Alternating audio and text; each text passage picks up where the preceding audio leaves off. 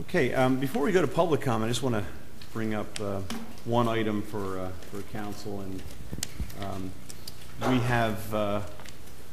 we've started, as you know, City Manager Jim Barber had his department head meetings and the public hearing to receive the department head's request for the 2010 budget, and he, along with the rest of the financial staff, Chris Johansson in particular, along with the department heads, have been looking at the budget projections for next year. And as we have met and discussed where we stand with next year's budget, we know going in that we have some challenges, not the least of which has been the loss of revenue as a result of a number of tax appeals that have been filed this year, and that is directly driven by a national recession, a loss of real estate value, and some individuals taking advantage of the right to go in and file a tax appeal. We have lost significant revenue, and the projection for next year will probably continue to lose revenue. In fact, what we've lost this year will have an impact on next year's budget as well.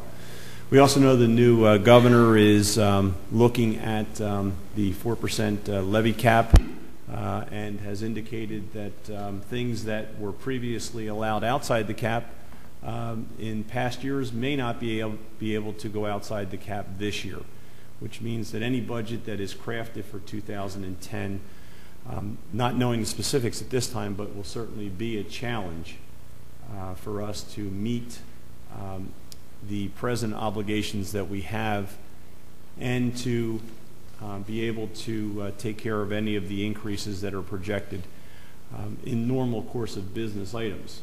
The operating expenses for 2010 are probably by department going to remain exactly the same as they were in 2009, with some minor exceptions, but we're not seeing any large increases in any department's operating expense. We have a lot of uncertainty facing us as we try and craft next year's budget. City Manager and I have talked about it, and Councilman John Murray, who is a CPA and an expert in finance, has looked at the numbers as well, and I think all of us are concerned about not knowing what next year will be, and what will be in store for us next year based on the factors that I just talked about, not the least of which would be the caps that could be imposed from the state level, and the possibility of not knowing where funding will be in terms of state aid. We don't receive a lot of state aid in some of the categories that other communities do, but we do have an energy receipts tax that is a significant amount of money that all municipalities receive. And if in fact that aid is altered in any way, that could have a dramatic impact on our taxes going forward. And I should say our budget going forward, because depending on how things work out in terms of how much you're allowed to spend. I think at this time, and the City Manager and I have talked about, I think it would be prudent for us to impose at this juncture a freeze on hiring, not knowing what next year will bring. Now, I know that that could impose some issues, and I can think of one department in particular, and I think that the City Manager will probably ask for that to be exempted going into, if this council agrees to a freeze, going into that freeze. I think this freeze should be in place until we know where the 2010 budget is going. At this point, we have no idea. So, Jim, I know you have one concern, that is in the assessor's office, because we've had a consultant in there trying to get ready for. Tim, how many tax appeals have we had so far at this point?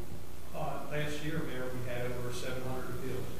So every time there's an appeal, there's a tremendous amount of paperwork that has to be done to get ready for that appeal. We spent a significant amount of money on a consultant last year. It probably makes more sense for us to hire an individual in that office to work to get those appeals ready. But other than that position, Jim, I think we need to impose a spending or a freeze on hiring until the 2010 budget is struck. Well, Mayor, the only comment I would have is I would say that I would like to make the police and fire exempt from that, only from the fact that we're already short, I believe, 4 policemen and 3 firemen now, and it could be a question of public safety if we put a freeze in for those. I just would like to hesitate on freezing hiring for the police and fire at this time. I think and I understand what you're saying, Councilman. At this point, we're operating with those numbers. If in fact we have additional retirements or we go below where we are now, I think the chiefs would have to come back and ask us to lift the freeze if you feel there's an issue with public safety. I know they're not happy with the manpower situation as it exists right now, but there is just too much uncertainty going into 2010. Well, you know my position. I have said all along when I have budgeted for the additional position, not additional, filling the positions in both police and fire. Public Works is hurting more than any of the departments. Somehow, to the credit of the police chief, the fire chief, and the Public Works director, we've been able to slide by. There's no question the public is not getting the same services that it received in the past when we were up to staff. But we've been getting nothing but bad news from the state. We received some additional bad news today that the new governor felt that there was too many loopholes in the 4% cap. He described it more as Swiss cheese, and that he's going to tighten up on those. So we don't know where we are as you see going into this next year's budget. We know one thing: it's not going to be good. I'm in negotiations with 4 unions now. That's going to be tough. They're going to be tough negotiations. You know, I hate to do it, but I agree with you. Until we know what the budget is, I think we got to try to live with what we have. Not happy about it, and I think the citizens may suffer for it, but when there's no money, there's no money. So, Mayor, I agree with you. And then if we did